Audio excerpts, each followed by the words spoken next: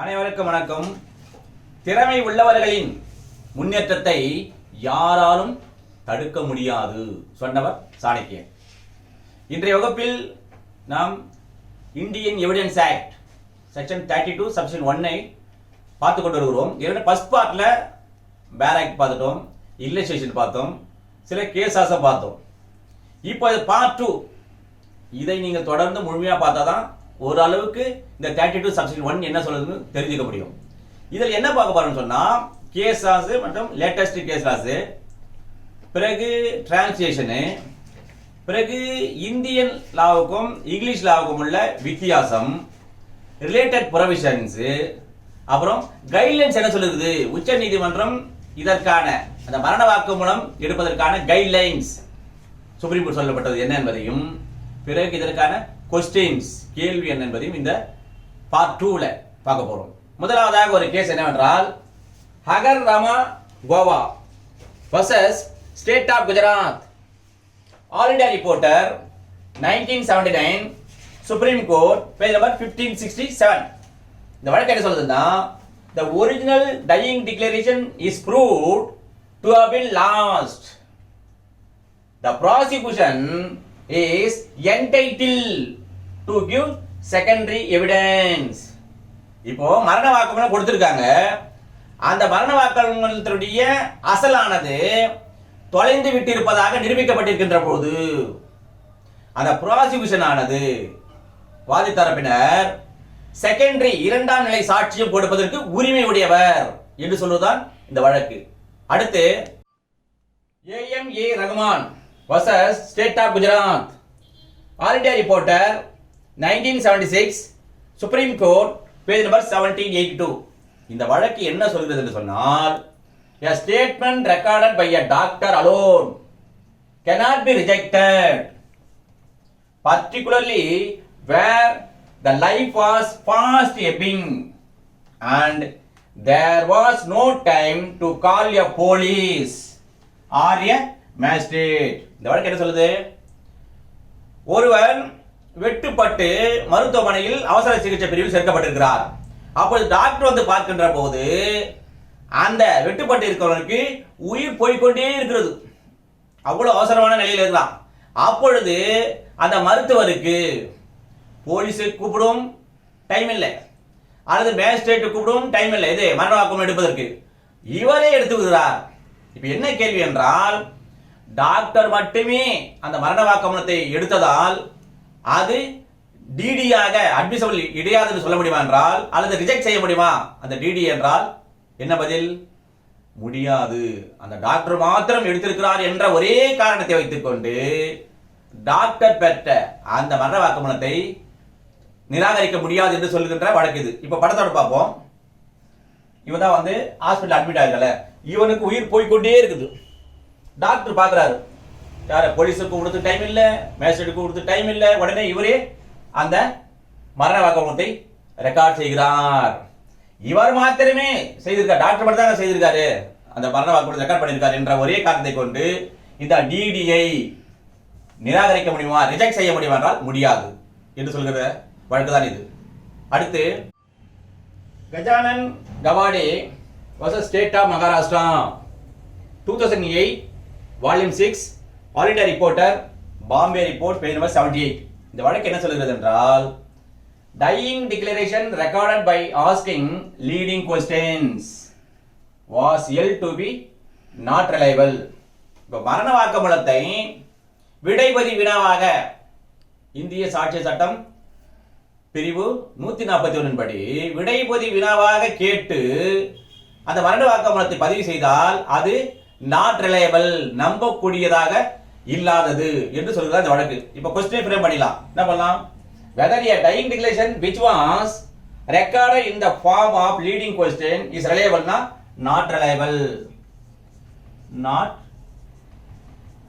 not reliable என்று பதில் அளிக்கலாம். அடுத்து Amar Singh Munna Singh Surya Vanshi versus state of Maharashtra. All India reporter 2008 supreme court page number 749. இந்த வழக்கு என்ன சொல்கிறது என்று சொன்னால், the deceased made two dying declarations. First in Hindi, second Marathi. The court held that this made no difference because the declarant was proficient in both languages.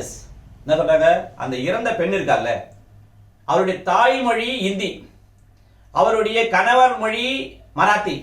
இந்த இரண்டு மொழிகளும் அந்த இறந்த பெண்ணுக்கு நன்காக தெரிவதால், அதாவது நல்லா தெரியும் அந்த ரெண்டு மொழியுமே என்பதால் என்ன அர்த்தம்? hence both the deed is admissible. அந்த இரண்டு மரண வாக்குமூலமே admissible தான் என்று சொல்வதுதான் இந்த வழக்கு. அடுத்து அம்பா சங்கர் தேவே vs ஸ்டேட். இந்தியன் லா report 1971 volume 21 Rajasthan page number 541. இந்த வழக்கு என்ன சொல்கிறது? when oral dying declaration was heard by more than one person, it was held that the witnesses need not repeat the same words, but they may state it in similar words. என்ன சொல்றாங்க? ஒரு வாய்மொழியாக ஒருவர் மரண வாக்குமூலம் கொடுக்கிறார். அந்த வாய்மொழி வாக்குமூலத்தை ஒன்றுக்கு மேற்பட்ட நபர்கள், அப்படின்னா ஒரு உதாரணத்துக்கு 3 பேர் அதை கேட்கிறாங்க. கேட்கின்ற போது அவர்கள் சாட்சியம் அளிக்கின்ற போது அவன் என்ன வார்த்தை பயன்படுத்தினானோ அதே வார்த்தையை 3 பேரும் அப்படியே மறுபடியும் ரிப்பீட் பண்ண தேவையில்லை, அதுக்கு ஒத்த மாதிரி சிமிலரா சொன்னாவே போதும் என்று சொல்வதுதான் இந்த வழக்கு. அடுத்து, what is the consequence if the declarant survives? இப்போ அந்த மரண வாக்குமூலம் கொடுத்தவர் அவர் இறக்கவில்லை, பிழைத்துக் கொண்டார் என்று சொன்னால் அந்த மரண வாக்குமூலம், அந்த ஸ்டேட்மெண்ட் ஆனது அதனுடைய நிலை என்ன, அது என்னவாக நீதிமன்றத்தில் எடுத்துக்கொள்ள வேண்டும் அல்லது எடுத்துக்கொள்ளலாம் என்று சொன்னால், இதற்காக நான் என்ன பண்றேன், 5 கேள்விகளை, அதற்கான பதில், அதற்கான கேஸ் லாஸோட இங்க கொடுத்திருக்கிறேன். முதலாவது என்ன? the court cannot take note of declaration. அந்த மரண வாக்குமூலத்தை அவர் இறக்கவில்லை என்றால், பிழைத்துக் கொண்டால் அதை மரண வாக்குமூலமாக ஏற்றுக்கொள்ள முடியாது என்று சொல்கிறது. எந்த வழக்கு? Moti Singh vs state of UP. All India reporter 1964 supreme court page number 900. அடுத்து என்ன? it might be relied on under the provisions section 157 to corroborate. அந்த ஸ்டேட்மெண்ட்டை அவர் இறக்கவில்லை என்று சொன்னால் அதை நீதிமன்றத்தில் சாட்சியாக விசாரிக்கப்படுகின்ற போது இந்திய சாட்சிய சட்டம் பிரிவு 157 படி ஒத்துழைப்பு சாட்சியாக அதை பயன்படுத்திக் கொள்ளலாம், corroborate பண்ணுவதற்காக. என்ன வழக்கு? Ram Prasad vs state of Maharashtra. All India reporter 1999 supreme court page number 1969. அடுத்து செக்ஷன் 145 டு கான்ட்ராடிக்ட். அந்த மரண வாக்குமூலம் கொடுத்தவர் பிழைத்துக் கொண்டால் அவர் கொடுத்த அந்த வாக்குமூலத்தை நீதிமன்றத்தில் விசாரிக்கப்படுகின்ற போது அதை கான்ட்ராடிக்ட், இந்திய சாட்சிய சட்டம் பிரிவு 145 படி அந்த ஸ்டேட்மெண்ட்டை, அவர் கொடுத்த அந்த மரண வாக்குமூலத்தை என்ன பண்ணலாம், கான்ட்ராடிக்ட், முரண்படுத்துவதற்காக பயன்படுத்திக் கொள்ளலாம். என்ன வழக்கு? State of UP vs Veer Singh. All India reporter 2004 supreme court page number 4614 para 5. அடுத்து செக்ஷன் 23 as admission. அந்த ஸ்டேட்மெண்ட்டை என்னவாக பயன்படுத்திக் கொள்ளலாம்? அது ஏற்புரையாக இந்திய சாட்சிய சட்டம் பிரிவு 23 படி அந்த ஸ்டேட்மெண்ட்டை, மரண வாக்குமூலத்தை ஏற்புரையாக அதை எடுத்துக்கொள்ளலாம் என்று சொல்கிறது. கேஸ் என்ன? Pandangi Balarama Venkata Ganesh vs state of AP. 2003 criminal law journal page number 4508, 4518 para 8. கடைசியாக section 6 res gestae relevant and admissible.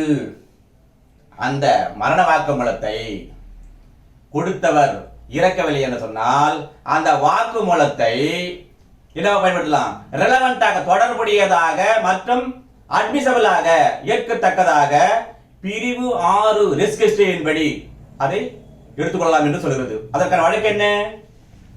Third Additional Session Judge Guntur versus G.V. Rao, 1996, Criminal Law Journal, page number 703, para 12, Andhra Pradesh. அடுத்து, when the maker of the dying declaration survives, it cannot be used as a substantive piece of evidence, but can be used to corroborate or contradict him. இந்த வழக்கு என்ன சொல்லுது? அந்த மரண வாக்குமூலம் கொடுத்தவர் இறக்கவில்லை, பிழைத்துக் கொண்டார் என்று சொன்னால் அந்த ஸ்டேட்மெண்ட் ஆனது என்னவாக பயன்படுத்திக் கொள்ள முடியாது? சப்ஸ்டான்சிவ் எவிடன்ஸாக பயன்படுத்திக் கொள்ள முடியாது. ஆனால் இந்திய சாட்சிய சட்டம் பிரிவு 145 படி அந்த ஸ்டேட்மெண்ட்டை முரண்படுத்துவதற்காகவும் இந்திய சாட்சி சட்டம் பிரிவு 157 படி அதை கராபரேட் செய்வதற்காகவும் பயன்படுத்திக் கொள்ளலாம் என்று சொல்கிறது. இதற்கான கேஸ் என்ன? Gunanidhi Sundara versus state of Orissa, 1984, criminal law journal, page number 1215. அடுத்து இப்பொழுது எஃப்ஐஆர் இருக்குதுல்ல, அந்த எஃப்ஐஆர் டையிங் டிக்ளரேஷனாக பயன்படுத்த முடியுமா என்பதை பற்றி பார்க்க போறோம். முடியுமா முடியாதா பார்க்கலாம். Pancham Yadav versus state of Uttar Pradesh, 1994, criminal law journal, page number 84-8, Allahabad. இந்த வழக்கு தான் சொல்லியிருப்பாங்க. என்னன்னு? where it was proved that FIR giving details of the incident was lodged by the deceased, it could also be used as dying declaration. என்ன சொல்றாங்க? ஒரு நபரானவர், ஒரு இன்சிடென்ட்ல பாதிக்கப்பட்ட நபரானவர் அவரே தானே வந்து அந்த விவரங்கள் என்ன நடந்தது என்ற விவரங்கள் அனைத்தையும் அவர் கொடுத்து எஃப்ஐஆர் பதிவு செய்கிறார், அது நிரூபிக்கப்படுகிறது என்று சொன்னால், உடனடியாக அவர் இறந்து விடுகிறார் என்று சொன்னால், இப்படிப்பட்ட அந்த எஃப்ஐஆர் ஆனது என்ன பயன்படுத்தலாம்?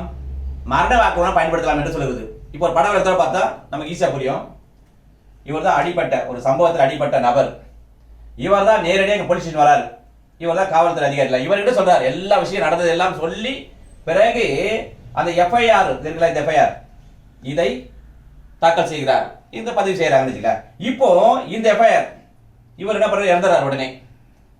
அதன் பிறகு இது இருக்கிற எஃப்ஐஆர் இதை டிடியாக டையிங் டிக்ளரேஷனாக பயன்படுத்த முடியுமா என்றால் பயன்படுத்த முடியும் என்று சொல்வதுதான் இந்த வழக்கு. அடுத்து எஃப்ஐஆரை மரண வாக்கு மூலமாக பயன்படுத்த முடியுமா என்பதற்கான இன்னொரு வழக்கு இது. Rajendra Singh versus state of Rajasthan, 1996, criminal law journal, page number 1560. இந்த வழக்கு என்ன சொல்கிறது சொன்னால், statement of a one victim was recorded as FIR in presence of 2 independent witnesses by the police and fitness certificate was obtained from duty doctor. The statement is admissible under section 32 as dying declaration. இந்த வழக்கு என்ன சொல்லுது? ஒரு பெண் தற்கொலை செய்து கொள்வதற்காக kerosene ஊற்றி கொளுத்துகிறார். அப்போ தீக்காயங்கள் மருத்துவமனையில் அட்மிட் செய்யப்படுகிறார். அப்போ போலீஸ் அந்த தகவல் இருந்து போலீஸ் அங்க போறாங்க. அங்க போன உடனே அந்த டாக்டர் கிட்ட ஒரு சர்டிபிகேட் வாங்குறாங்க. என்னன்னு?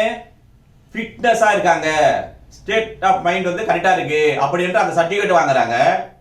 பிறகு அங்க இருக்கின்ற 2 பேர் இண்டிபெண்டன்ட் விட்னஸ், தனிநபர் சாட்சியத்தின் முன்னிலையில அந்த பெண்ணிடம், தீக்காயங்களுடன் இருக்கின்ற அந்த பெண்ணிடம் ஒரு ஸ்டேட்மெண்ட் வாக்குமூலம் பெறுகிறார்கள். அந்த வாக்குமூலத்தின் அடிப்படையில் எஃப்ஐஆர் ரிஜிஸ்டர் செய்யறாங்க அந்த போலீஸ் ஆபீசர். இப்போ என்ன கேள்வி என்றால், பிறகு அந்த பெண்ணானவள் இறந்து விடுகிறாள். இப்போ என்ன கேள்வி என்றால், அவ்வாறு அந்த ஸ்டேட்மெண்ட் வாங்கி போடப்பட்ட எஃப்ஐஆர் ஆனது டிடியாக டையிங் டிக்ளரேஷனாக பயன்படுத்த முடியுமா? As per 32 subsection 1 of Indian evidence ஆக்டின் படி அதை பயன்படுத்த முடியுமா என்று சொன்னால் பயன்படுத்தலாம், அது அட்மிசபிள் தான் என்று சொல்கின்ற வழக்கு தான் இது. அடுத்து Maniram versus state of Madhya Pradesh. All India reporter 1994 supreme court page number 840.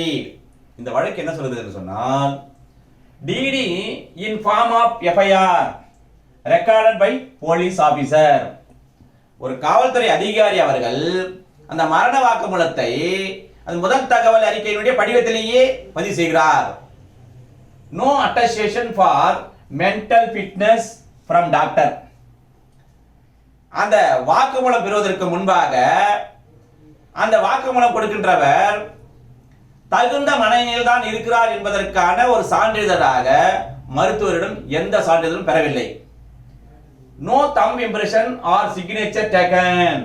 அதே போன்று அந்த பதிவு செய்யப்பட்ட அந்த முதல் தகவல் அறிக்கையில் அந்த இறந்த நபரனுடைய கைரேகையோ அல்லது கையெழுத்து எதுவும் பெறவில்லை. இவ்வாறு இருக்கின்ற போது அந்த பதிவு செய்யப்பட்ட எஃப்ஐஆரை it was held to be highly doubtful. அவ்வாறு வாக்குமூலமாக பெறப்பட்டு பதிவு செய்யப்பட்ட அந்த எஃப்ஐஆரை டிடியாக எடுத்துக்கொள்ள முடியுமா என்றால் highly doubtful, அதை மிகவும் சந்தேகத்திற்குரியது அவ்வாறு எடுத்துக்கொள்வது என்பதை பற்றி சொல்வதுதான் இந்த வழக்கு. அடுத்து ஹெட்ராம் versus state of Madhya Pradesh 2002 criminal law journal page number 4528. வழக்கு என்ன சொல்லுது? அதாவது ஒரு எஃப்ஐஆரை முதல் தகவல் அறிக்கையை வைத்துக் கொண்டு மாத்திரமே எதிரியை தண்டிக்க முடியுமா அல்லது அவருக்கு தண்டனை வழங்க முடியுமா என்று சொன்னால் வழங்க முடியும்.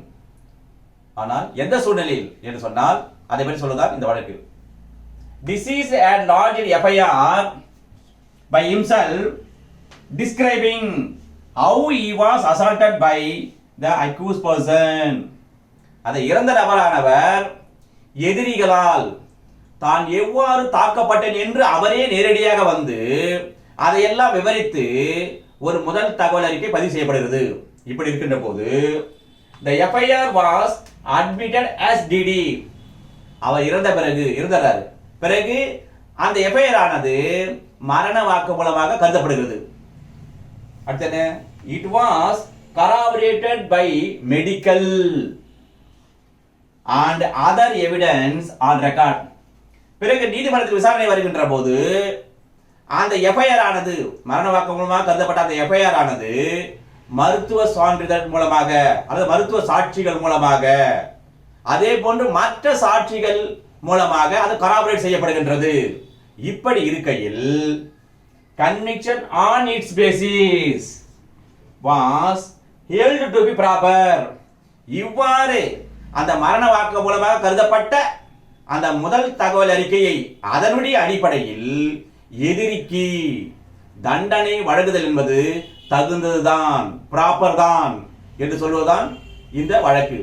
அடுத்து இப்பொழுது அதாவது அந்த மரண வாக்குமூலம் எடுக்கின்ற போது என்னென்ன கைட்லைன்ஸ் எதையெல்லாம் பின்பற்ற வேண்டும் என்பதை பற்றி சொல்லியிருக்கின்ற ஒரு கேசாஸ் அந்த 11 பிரின்சிபல் இருக்கு, அதாவது கைட்லைன்ஸ் இருக்குது. அந்த ஒவ்வொன்றுக்கும் ஒரு கேசாஸ் இருக்குது. இப்போ நான் சொல்ல போற கேஸை அதை போட்டீங்கன்னாவே எல்லா கேசாஸும் ஒவ்வொரு பிரின்சிபலுக்கு வந்துடும். என்னவென்றால் Paniben versus state of Gujarat.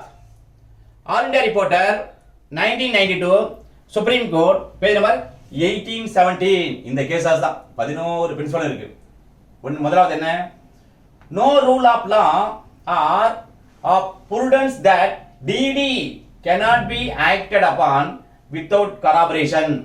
இப்போ அந்த மரண வாக்குமூலம் ஆனது ஒரு உறுதியூட்டும் சாட்சியம் இல்லாமல் எதிரிக்கு தண்டனை கொடுக்க கூடாது என்று எந்தவித ரூல் ஆஃப் லாவும் இல்லை, புருடன்ஸும் இல்லை என்று சொல்லுது ஃபர்ஸ்ட். ரெண்டாவது என்ன? Court satisfied.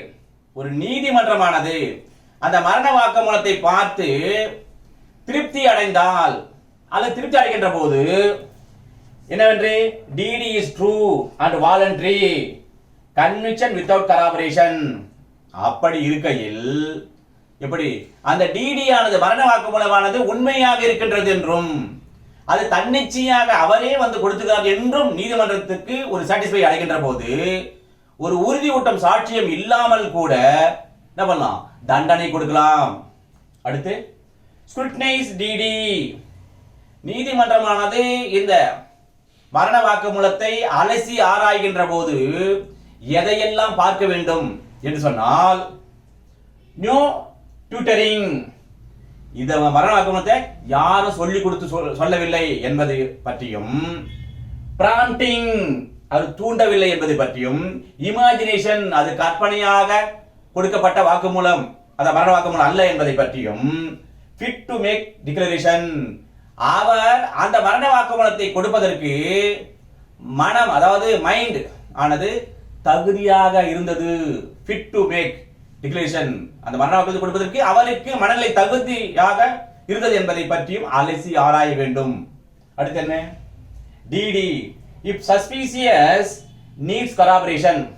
இப்போ ஒரு மரண வாக்குமூலம் டிடி பார்க்குறாங்க, டையிங் டிக்ளரேஷனை, ஒரு டவுட்ஃபுல்லா இருக்குதுன்னு சொன்னா என்ன பண்ணும், ஒரு உறுதி ஊட்டும் சாட்சியம் கண்டிப்பாக வேண்டும் என்று சொல்கிறது. ஓகே, அடுத்து என்ன, டிசீஸ் அன்கான்சியஸ், இந்த மரண வாக்குமூலம் கொடுக்கக்கூடியவர் சுய நினைவு அற்றிருக்கிறார் என்று சொன்னால் என்ன பண்ணலாம், குட் நாட் மேக் டிடி, அவரிடம் மரண வாக்குமூலம் பெறக்கூடாது. கடைசியாக DD suffers from infirmity, no conviction, அந்த மரண வாக்குமூலத்தை பார்க்கின்ற போது குறைபாடுகள் இருப்பதாக தெரிந்தால் அந்த மரண வாக்குமூலத்தை வைத்துக் கொண்டு எதிரியை தண்டிக்க கூடாது, அவருக்கு தண்டனை வழங்கக்கூடாது என்று சொல்கிறது. அடுத்து, merely because DD does not contain details as to occurrence, it is not to be rejected. இப்போ ஒரு சம்பவம் நடைபெறுகிறது போது அந்த மரண வாக்குமூலம் கொடுக்கின்றவர் இவர்தான் என் மரணத்துக்கு காரணம் என்று சொல்லியிருக்கிறார், ஆனால் அந்த சம்பவத்தை பற்றிய விவரம் எதுவும் கூறவில்லை, அந்த வாக்குமூலத்தில் எதுவும் அந்த சம்பவத்தை பற்றி இல்லை என்ற ஒரே காரணத்திற்காக அதை நிராகரிக்க முடியும் என்றால் நிராகரிக்க கூடாது என்று சொல்கிறது. அடுத்து என்ன, merely because brief statement cannot discard shortness itself guarantees truth. என்ன சொல்றாங்க, அது சுருக்கமாக இருக்கிறது அந்த உரை என்ற காரணத்திற்காக என்ன பண்ணது, அது வந்து நிராகரித்து விடக்கூடாது, டிஸ்கார்ட் பண்ணக்கூடாது என்றும், அதே போன்று ஒரு ஷார்ட்னஸ், ஒரு சுருக்கமாக இருப்பதால் உண்மைக்கு கேரண்டி என்று சொல்கிறது. அடுத்து என்ன, for DD has to look at medical opinions, if eye witness present medical opinion can't prevail. இப்போ மரண வாக்குமூலம் ஒருத்தர் கொடுக்கிறார், அவர் கொடுக்கின்ற போது ஒரு மெடிக்கல் சர்டிஃபிகேட் வாங்குறாங்க அவருடைய ஃபிட்னஸ் பத்தி, அப்படி கொடுக்கின்ற மெடிக்கல் சர்டிஃபிகேட் இருக்கின்றது, அதே போன்று நேரடியாக பார்த்து சாட்சி சொல்றாரு, அவர் மரண வாக்குமூலம் கொடுக்கின்ற போது ஐயோ அவர் நல்ல ஃபிட்னஸா இருந்தாருங்க, நல்ல தகுதியோடு இருந்தார்கள் என்று சொன்னால் எது பிரிவேல் ஆகும் என்றால் இந்த ஐ விட்னஸ் தான் பிரிவேல் ஆகும் என்று சொல்கிறது. அடுத்து என்ன, DD version different from prosecution version, that DD cannot be acted upon. இப்போ வழக்கு போட்டிருக்காங்க அந்த ப்ராசிக்யூஷனு, அதுல ஒரு மாதிரியான வழக்காக இருக்கின்றது, மரண வாக்குமூலம் பார்த்தீங்கன்னா அதுக்கு எதுக்கும் பெரிய வித்தியாசமா இருந்தால் அந்த மரண வாக்குமூலத்தை எடுத்துக்கொள்ளக்கூடாது, நாட் ஆக்ட் அப்பான் என்று சொல்கிறது. ஓகே, அடுத்து என்ன, more than one statement first in point of time must be prepared. இப்போ ஒரே ஒருத்தர் தான், அவர் இறப்பதற்கு முன்னால 2-3 மரண வாக்குமூலம் கொடுக்கின்ற போது எதற்கு முக்கியத்துவம் கொடுக்க வேண்டும் என்றால் முதல் கொடுத்தார்ல அதுக்கு தான் முதல் preference கொடுக்க வேண்டும் என்று சொல்கிறது. இரண்டாவது என்ன, if plurality of DD if proved reliable has to be accepted. அப்படி 2-3 இருந்தால் கூட அவைகள் நிரூபிக்கப்பட்டால், அது உண்மையானது என்று நம்பத்தகுது என்று நிரூபிக்கப்பட்டால் அதை ஒத்துக்கொள்ளலாம், ஏற்றுக்கொள்ளலாம் என்று சொல்கிறது. அடுத்து இப்பொழுது லேட்டஸ்ட் ஜட்ஜ்மெண்ட் பார்ப்போம். Shakul Hameed versus state representative by inspector of police 2021 volume 4 MLJ criminal பேர் நம்பர் 561. இது எதை பற்றினா மல்டிபிள் டையிங் டிக்ளரேஷன். ஒரு பெண்ணானவள் பல மரண வாக்குமூலம் கொடுக்கின்ற போது அது என்னன்னு பார்த்துருவோம். முதல்ல இது என்ன அஃபென்ஸ், அந்த ஷாக்குல் அமீத் மீது என்ன அஃபென்ஸ் ரிஜிஸ்டர் பண்றாங்க போலீஸ் சொன்னா 498A 323, 406, 302 and 201 IPC. இப்போ இந்த வழக்கை விசாரிக்கின்ற போது என்னென்ன வழக்குகள் சுப்ரீம் கோர்ட் ரெஃபர் பண்றாங்க அந்த ஒரு 3 கேஸ் பார்த்தலாம். Kashmira Devi vs state of Uttarakhand 2020 volume 11 supreme court cases page number 43. அடுத்து Lakhan vs state of Madhya Pradesh 2011 volume 3 MLJ criminal page number 90 supreme court. அடுத்து என்ன Nagabhushan vs state of Karnataka 2021 volume 5 supreme court cases 222 page number 222. இந்த வழக்கு என்னவென்றால் இப்போ கணவன் வந்து இந்த ஃபாத்திமா இதான் ஒய்ஃப், இந்த ஃபாத்திமாவை கிரோசின் ஊற்றி கொளுத்திட்டாரு தான் வழக்கு. அந்த அம்மா மரணம் வாக்கு கொடுக்குறாங்க. முதல்ல எங்க பிரைவேட் ஹாஸ்பிட்டல் ஃபர்ஸ்ட் என்ன பண்றாங்க, ஒரு பிரைவேட் ஹாஸ்பிட்டல் டாக்டர் கிட்ட கொடுக்கின்ற போதும் அதே மாதிரி எஸ்ஐ கிட்ட கொடுக்குறாங்க. மறுபடியும் 2 கொடுக்கும்போது என்ன சொல்றாங்கன்னா, அந்த இம்ப்ளிகேட்டட் த ஹஸ்பண்ட், என்னுடைய கணவர் டெய்லி அதன் குடிச்சிட்டு அடிப்பாரு, அதன் பிறகு என்னை கெஸ்ட் ஊற்றி கொடுத்துட்டாரு அப்படின்னு சொல்றாங்க. பிறகு என்ன சொல்றாங்கன்னா, டாக்டர் கிட்ட அதாவது கவர்மெண்ட் ஹாஸ்பிட்டல் போகும்போதும் மேஜிஸ்ட்ரேட் கிட்ட மரணவாக்கம் கொடுக்கின்ற போது அந்த கணவரை பத்தியே சொல்லல. இவ்வாறு இருக்கின்ற போது இந்த வழக்கை விசாரித்த ஃபாஸ்ட் ட்ராக் மகிழா கோர்ட்டு கன்னியாகுமரியில் அவங்க என்ன பண்றாங்கன்னா, இவரு மற்ற இதெல்லாம் விடுதலை பண்ணிடுறாங்க. இந்த 302 406 கன்விட் பண்றாங்க. ட்ரையல் கோர்ட்ல அவர் தண்டனை வழங்குகிறார்கள். பிறகுதான் இங்க அப்பீல் எங்க வருது, ஹைகோர்ட் மதுரை பெஞ்சுக்கு வருது. அங்க என்ன சொல்றாங்கன்னா, இந்த மல்டிபிள் டிடி இருக்குல்ல, இது நம்ப தகுந்த மாதிரி இல்ல, அதனால் இவரை நாங்க விடுதலை செய்கிறோம் என்று சொல்லி என்ன பண்றாங்க, அப்பீல் போடல, இந்த ஷாகுல் அமீது அப்பீல் போடல, அப்பீல் அலோவ் பண்ணி உத்தரவிடுறாங்க. எந்த கோர்ட்ல, மதுரை பெஞ்சு ஹைகோர்ட் ஹைகோர்ட்டட் அந்த ஷாகுல் அமீதை விடுதலை செய்கிறது. இந்த மாதிரியான வழக்கு உங்ககிட்ட இருந்தா இந்த கேஸ் அதை நீங்க பயன்படுத்திக் கொள்ளலாம். அடுத்து இந்த வழக்கம் ஒரு latest judgement, Palaniammal versus state represented by inspector of police Pudukkottai police station 2021 volume 4 Madras law journal criminal page number 113.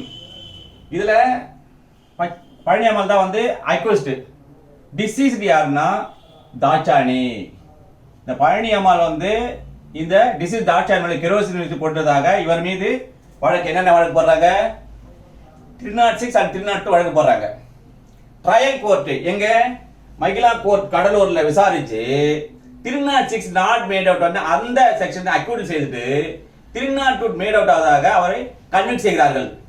இதை எதிர்த்து பழனியம்மாள் எங்க பாருங்க ஹைகோர்ட் மேல்முறையீடு செய்கிறார்கள். அங்கே அந்த வழக்கு விசாரித்த மாண்புமிகு நீதி அரசர்கள் PN பிரகாஷ் அவர்களும் RN மஞ்சுளா அவர்களும் என்ன தீர்ப்பு வழங்குகிறார்கள் சொன்னால், when there were other collateral evidences to dispel the veracity of DD, it need not be accepted as gospel truth.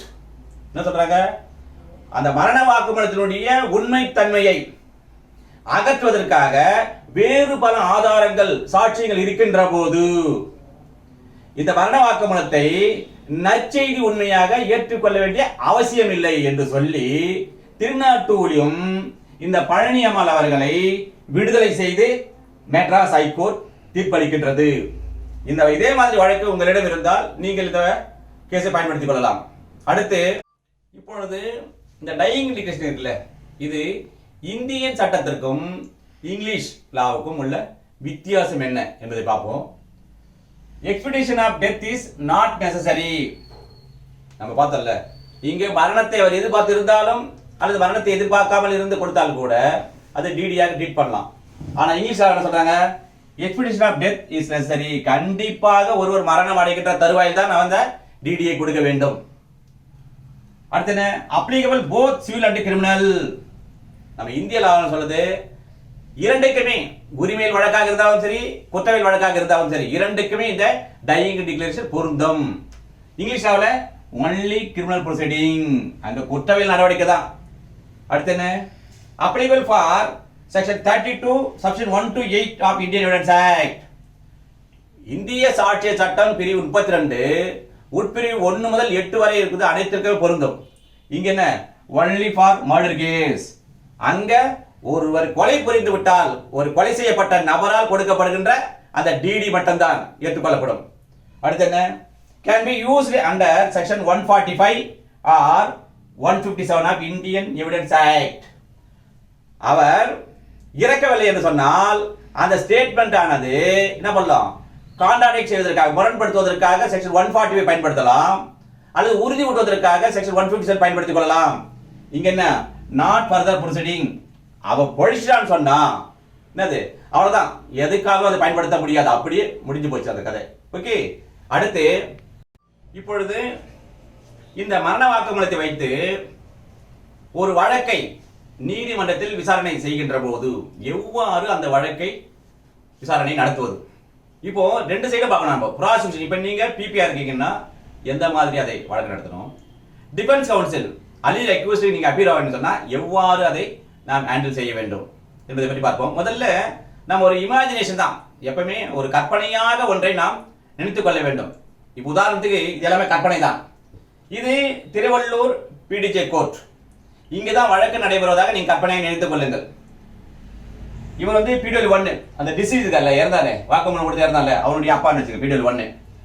Defence council, நான் தான் டிஃபென்ஸ் கவுன்சில். யாரு? இந்த அலிஜ் அக்யூஸ்ட் இருக்கல, திருநாட்டு அக்யூஸ்ட், இவன் அலிஜ் அக்யூஸ்ட், இவனுக்கான கவுன்சில் நான். பிபி, நீங்க தான் பிபி, பப்ளிக் ப்ராசிக்யூஷன் சைடு. இவ்வாறு இருக்கின்ற போது இங்க என்ன பண்றீங்க? ப்ராசிக்யூஷன் சைடுல முதல்ல as per 157 of Indian Evidence Act பயன்படுத்தி previous statement எல்லாத்தையும் நீங்க என்ன பண்ண கரார் பண்ணினே வரீங்க, எல்லாம் விசாரிச்சுட்டு. நான் என்ன செய்யறேன்? டிஃபென்ஸ் சைடுல section 145 of Indian Evidence Act பயன்படுத்தி முரண்படுத்திக் கொண்டே இருக்கிறேன், கான்ட்ராடிக்ஷன் பண்ணினே வரேன். எல்லாம் முடிஞ்சிட்டு கடைசியில் என்னது? ஆர்குமெண்ட்ஸ். அந்த ஆர்குமெண்ட் போது இப்போ இன்னைக்கு தான் today is argument for this கேஸ்னு வச்சுக்கல. இப்போ ப்ராசிக்யூஷன் முதல்ல வர பிபி வராரு, நீங்க வரீங்க, முதல்ல வந்துட்டு ஐயா அப்படி சொல்லி ஆரம்பிச்சு இந்த கேஸ் அது சொல்றீங்க. ஐயா, Munnu Raju versus state of Uttar Pradesh, all India reporter 1976 supreme court, page number 2199. இந்த வழக்கு சொல்லுதுங்கய்யா, இந்த கேஸே வந்து இந்த டிடி தாங்க. இந்த டிடியை வைத்துக்கொண்டே என்ன பண்ணலாம்? அந்த எதிரிக்கு தண்டனை வழங்கலாம். சொல்றது sole dying declaration, conviction without corroboration. இந்த வழக்கு சொல்லிருக்கீங்க, அதை பாருங்க, வெரி கிளியரா சொல்லிருக்கேன். இந்த கேஸ்ல ஒரு மரண வாக்குமூலம் கொடுத்து விட்டார் என்று சொன்னால் எந்த விதமான உறுதி ஊட்டுகின்ற சாட்சியம் இல்லாமலே அவருக்கு தண்டனை வழங்கலாம். எனவே இந்த வழக்குல இந்த டிடி ஆனது ஒரு தெளிவான ஒரு எவிடன்ஸாக இருக்கின்றதுங்க. அதனால கராபரேஷன் தேவையில்லைங்க. எனவே இந்த எதிரிக்கு இருக்கார்ல, இந்த எதிரிக்கு அதிகபட்ச தண்டனையை, மரண தண்டனை விதிக்க நான் கோர்ட் வழி கேட்டுக்கொள்கிறேன்னு சொல்லி பிபி முடிச்சிட்டார். இப்ப நான் இருக்கல, நான் டிஃபென்ஸ் கவுன்சில், நான் என்ன பண்ணணும்? நான் எனக்கு ஏற்ற மாதிரியான சுப்ரீம் கோர்ட் ஜட்ஜ்மெண்ட்டை நான் கொடுக்குறேன். என்ன சொல்றேன்? as per 145 of Indian Evidence Act நான் எல்லாம் கான்ட்ராடிக்ட் செய்து கொண்டு வருகிறேன். பிறகு பிபிக்கு கவுண்டராக நான் என்ன சொல்றேன்னு சொன்னா, ஐயா அவர் சொல்றது கரெக்ட் தான், இந்த கேஸா சொல்லியிருக்காங்க, ஆனால் நான் சொல்றேன் state of Uttar Pradesh versus Madan மோகன். இந்த வழக்குல ஏதாவது all India reporter 1989 supreme court, page number 1519ல வெரி கிளியரா சொல்லிருக்காங்க. என்ன சொல்லிருக்காங்க? prosecution version different from dying declaration cannot be acted upon. ஐயா, அந்த பிபி சொன்னது சரிதாங்க ஐயா, ஆனா அந்த ப்ராசிக்யூஷன்ல கேஸ் ஆனது அவங்க சொல்லி இருக்கிற அந்த மரண வாக்குமூலத்தில் வித்தியாசப்படுதுங்க. அதனால அதை வைத்து மாத்திரம் நீங்க தண்டனை கொடுக்க முடியாதுங்க, இந்த கேஸ் வெரி கிளியரா சொல்லுதுங்க அப்படின்னு நான் டிஃபென்ஸ் பண்றேன். அது மட்டும் இல்லாத ஐயா, ஒன் மோர் சைட்டேஷன் இருக்குங்க ஐயா. என்னவென்றால்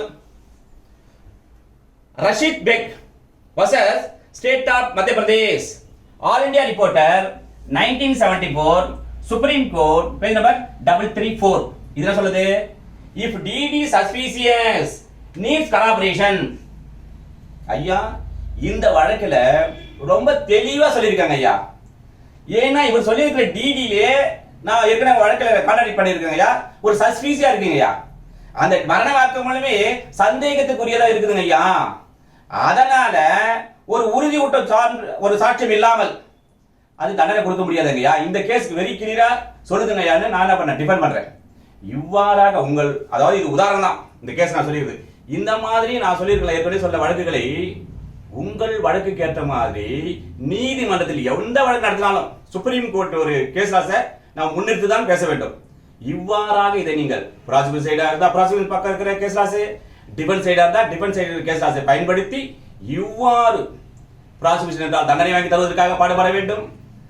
அலிஜிலேட்டிவ் சைடு என்றால் அவரை விடுதலை செய்வதற்காக நாம் என்னென்ன சட்ட நுணுக்கங்களை நாம் கையாள வேண்டும் அதையெல்லாம் பயன்படுத்தி நாம் அந்த வழக்கில் வெற்றி பெற வேண்டும். இவ்வாறு தான் ஒவ்வொரு வழக்கையும் நாம் வழக்கு விசாரணை என்பது கையாள வேண்டும் என்று கூறி, அடுத்து இப்போ இந்த பிரிவுக்கான தொடர்புடைய பிரிவுகள் மற்ற சட்டங்களில் என்னென்ன இருக்கின்றது என்பதை பற்றி பார்ப்போம்.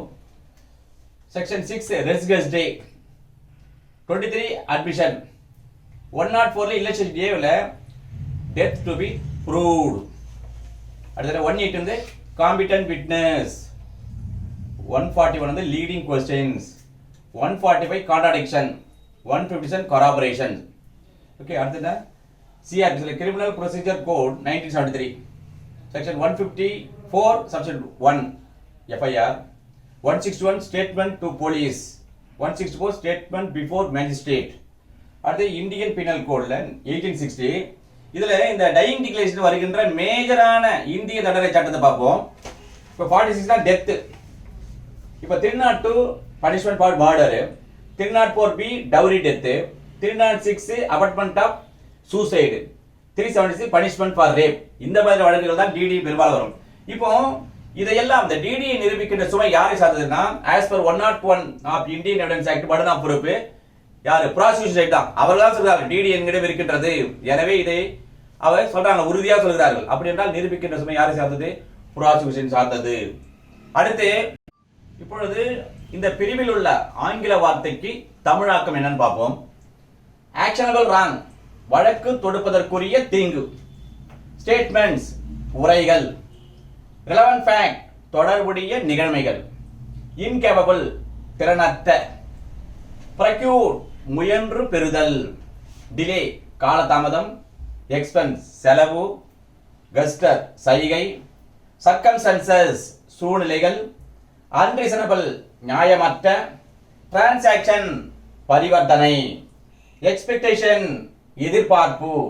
ராவிஷ்டு, பாலியல் பலாத்காரம். ஃபாஸ்ட் எப்பிங், வேகமாக குறைந்து வருகிற. லைஃப்னா உயிர், உயிர் வேகமாக குறைந்து வருகிற. அடுத்து இப்பொழுது கேள்வி நேரம். கேள்வி என்னவென்றால், the Latin word latum மாற்றம் refers to, கீழே 4 ஆப்ஷன் இருக்குது, எது என்று நீங்க சொல்றீங்க. முதல்ல deposition, B confession, C dying declaration, டில நன் ஆஃப் த அவே. இது எதுவுமே இல்லைங்க. அப்படி என்றால் எது சரியான விடை என்று சொன்னால் C dying declaration is the right answer. அடுத்து இந்த கேள்வியானது இந்த டையிங் டிக்ளரேஷனுக்கு மிக முக்கியமான கேள்வி. அது என்னவென்றால், hearsay evidence is not admissible. Which section of Evidence Act is an exception to this general rule? என்று சொன்னால், இப்போ hearsay evidence சொல்லுவோம், இது வந்து அட்மிசிபிள் கிடையாதுங்க as per Indian Evidence Act சொல்லிடும். ஆனால் அதற்கு விதிவிலக்கான செக்ஷன் இங்கே கீழே கொடுக்கக்கூடிய 4 ஆப்ஷன் இருக்குது. அதில் எது சரியானது என்று சொன்னால், ஏ வந்து 31 செக்ஷன் 31, பி செக்ஷன் 32 செக்ஷன் 1, சில 30, டில 29. இந்த 4 ஆப்ஷன் இதுல முதல்ல என்ன பார்க்கணும்? முதல்ல எது வராது, கண்டிப்பா இது வராதுங்க அப்படின்னு எலிமினேஷன் ரவுண்ட்ல 2 பார்க்குறோம். 31 வராது, 29 வராது. அப்ப நேரிங் ஆன்சர் 1, எக்ஸாக்ட் ஆன்சர் 1. அப்ப என்ன பண்ணுவோம்? அப்ப 2 பார்த்தாவே நமக்கு எது எக்ஸாக்ட் ஆன்சர் என்று பார்க்கின்ற போது B 32 section 1 is a correct answer. இவ்வாறு நீங்க அந்த கேள்விக்கு பதில் அளிக்கின்ற போது செய்ய வேண்டும். இன்னொன்று கேள்வி என்னவென்றால், இதற்கு தொடர்புடைய கேஸ் எது என்று சொன்னால், Sharad Birdhichand Sarda versus state of Maharashtra, all India reporter 1984, supreme court, page number 1622. இவ்வாறு நீங்கள் படிக்கின்ற போது ஒவ்வொரு சட்டப்பிரிவுக்கும் அதில் மறைந்துள்ள இன்டைரக்ட் கொஸ்டின்ஸை நீங்கள் தேர்வு செய்து இதை மாதிரி தயார் செய்து அதை முயற்சி செய்து தொடர்ந்து பயிற்சி செய்து வந்தால் வெற்றி நிச்சயம் என்று கூறி அடுத்த சந்திப்போம். நன்றி, வணக்கம்.